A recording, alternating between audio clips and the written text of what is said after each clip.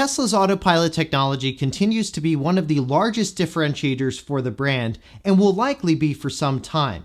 In this video, I'm going to take you through what it's been like to live with Autopilot over the past 6 months, some of the best features of Autopilot, some things we didn't like about the technology, and ultimately whether or not I recommend using Autopilot when driving a Tesla.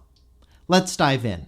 Tesla's Autopilot is a combination of software and a sensor suite comprised of a front-facing radar, cameras around the entire car, and ultrasonic sensors that today enable Tesla vehicles to drive themselves on the highway, drive to your location in parking lots, and enable many safety features on Tesla cars, including side collision avoidance and lane departure warnings, to name a few. Originally, when I got my Tesla Model 3, I opted not to get Autopilot with my car. Back then, Autopilot was an optional feature and didn't come standard with the car. I didn't think Autopilot was worth the amount Tesla was charging for it, and I questioned whether or not I could trust myself using the system. At the time, there had been a few well-known and well-publicized fatalities and other crashes when the Autopilot system was engaged, and all of these stories seem to have a similar problem: drivers not paying attention to what the Autopilot system was doing. One of the largest misconceptions about Autopilot is that it's a system that once you enable it, it allows the car to drive itself, and as the driver, you no longer have to pay attention. Even though this is clearly not the case when you first enable Autopilot and look at the warnings that Tesla gives you about the system. Autopilot at the time of this recording is a driver assistance feature. It does not replace the driver. Tesla has enabled sensors in the steering wheel that constantly check to see if you have both hands on the wheel and are applying a small amount of tension to the wheel. If you don't, the system will give you various warnings to put your hands on the wheel. And eventually it'll turn on the hazards, lock you out of Autopilot for the rest of the drive, and bring the car to a complete stop. Now, even if you know the limitations of Autopilot and what it does as a driver, the temptation is still there to not pay as much attention when Autopilot is driving. And this is something that I wrestled with when I was considering whether or not to finally get Autopilot on my Tesla Model 3. And what drove me to finally get it on the car was actually a 2-week trial of Autopilot. In this 2-week trial, I found that because I tend to be the type of person that likes to be in control at all times in all situations, I am not the type of person to get comfortable with the car driving itself and not pay attention to what it's doing. So that's what eventually swayed me over to actually getting Autopilot. Plus the fact that the price for Autopilot dropped temporarily while Tesla was adjusting their pricing models contributed to me deciding to go for Autopilot. The self-driving package includes capabilities like Smart Summon and Navigate on Autopilot, as well as locks you into any new updates from Tesla for Autopilot, including the full self-driving mode, which will allow Autopilot to drive your car from point A to point B without any inputs from the driver. Though as the driver, you still have to pay attention to everything the car is doing. So what has life been like with Autopilot? Well, it's certainly changed for the better. Tesla's Autopilot software is one of those rare pieces of tech that has the ability to completely change your life overnight. Let's start by talking about where Autopilot really shines, and that is highway driving. Autopilot has 2 basic functions: auto steer and traffic aware cruise control. Auto steer makes sure that you stay in between the lines on a highway, and traffic aware cruise control keeps your car at a consistent speed and at a consistent distance between you and the car in front of you. And those 2 systems combined are what make Autopilot work incredibly well for highway driving. The follow distance and speed are easy to control using the scroll wheels on the Tesla steering wheel. To engage Autopilot, you simply double tap the right stalk down to engage. You'll hear a chime and see a blue steering wheel and blue lines on the car's display to confirm that Autopilot has been engaged. If you only tap the stalk once, it'll engage cruise control, but not full autopilot. When traffic-aware cruise control is on, you'll see a blue ring around the cruise control speed limit on the car's screen. To disengage autopilot, you can put enough tension on the steering wheel to where it'll disengage the autopilot.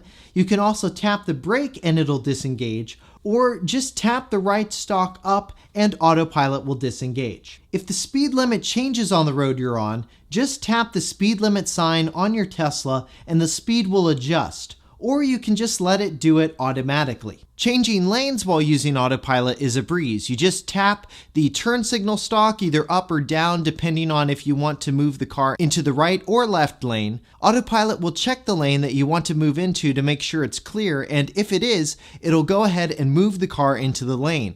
The autopilot visualization during this process will actually show you the place in the next lane where it is going to move the car. Autopilot will also learn how you like to drive. So I, for example, typically go anywhere from 4 to 5 miles over the speed limit on most given roads, and Autopilot learned that. So the next time I get on the highway that has a 65 miles per hour speed limit and I engage Autopilot, you'll notice that it'll automatically set my speed to 70 miles per hour.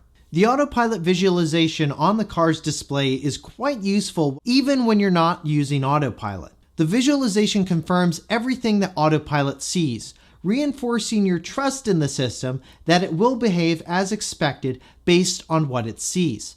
The autopilot visualization is where you'll notice the most improvements as time goes on with the software. Autopilot in general actually gets quite a few software updates throughout the year.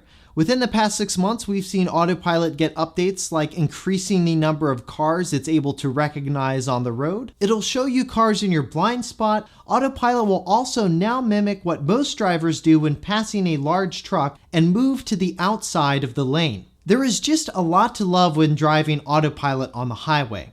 On long trips, it's wonderful, makes the drive less taxing, and allows you to focus on what the other drivers are doing around you while it keeps your car centered in your lane. Another situation you're likely to run into on the highway is traffic.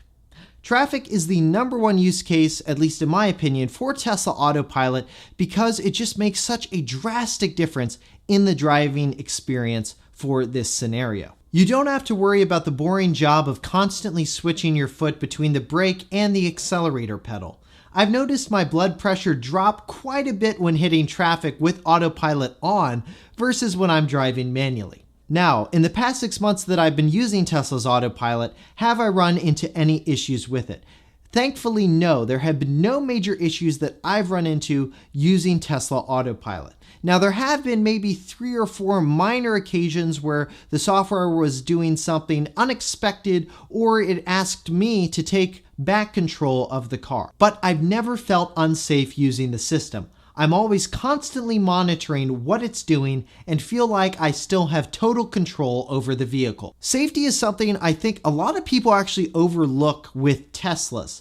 Teslas are some of the safest cars you can buy today, and that's thanks in part to Tesla Autopilot, or well, specifically thanks in part to Tesla's Autopilot safety features, which come standard on every Tesla sold. These include automatic emergency braking, front collision warning, side collision warning, obstacle-aware acceleration, blind spot monitoring, lane departure avoidance, and emergency lane departure avoidance. These safety features are there for when you need them, and I've already experienced a couple of them. I've experienced my Tesla Model 3 moving to the other side of the lane as a truck suddenly swerves into my lane. I've also gotten to test out the blind spot monitoring feature as well as the lane departure avoidance feature, and both of those features work very well. Now, are there areas that Tesla can improve autopilot? Yes, there are actually 2 areas that I found where they can improve the software based on the way the software is designed to work at the time of this recording. The first area is, I think, with Navigate on autopilot. Sometimes the car just takes an exit and makes some maneuvers that just feel unnatural and don't feel like a maneuver an actual driver would make, and they don't feel like the smoothest, so hopefully Tesla is able to smooth some of that out. And then the second one I'd like to see is an optional chime for the blind spot monitoring feature. Other than those 2, I couldn't think of anything else that Tesla could improve for autopilot based on the way the software is designed to work at the time of this recording. The great thing about autopilot is that it's constantly improving. Each car is sending data to Tesla's neural net to help train the entire fleet. In the months and years to come, we can expect the Autopilot will be able to drive the car in almost any situation, and then one day will even drive the car without a driver. Based on my experience with Autopilot over the past 6 months, that's a future I look forward to. Well, that's it for our Autopilot 6 months later review. If you're in the market for a Tesla, definitely make sure you use a referral code when you order your car. Referral codes typically get you free supercharging credits. Tesla has been playing around with the number of credits you get when you use a referral code, so definitely click a referral code and you'll be able to see the current offer. You can use our referral code in the description below. Your friends, neighbors, or whomever, just make sure you use a referral code when you order a Tesla. If you don't, you're leaving free supercharging credits on the table. If you like this video, make sure to hit that thumbs up button below and subscribe to the channel if you'd like to see more Tesla videos like this one. For 6 months later, I'm Josh Tedder. Thanks for watching.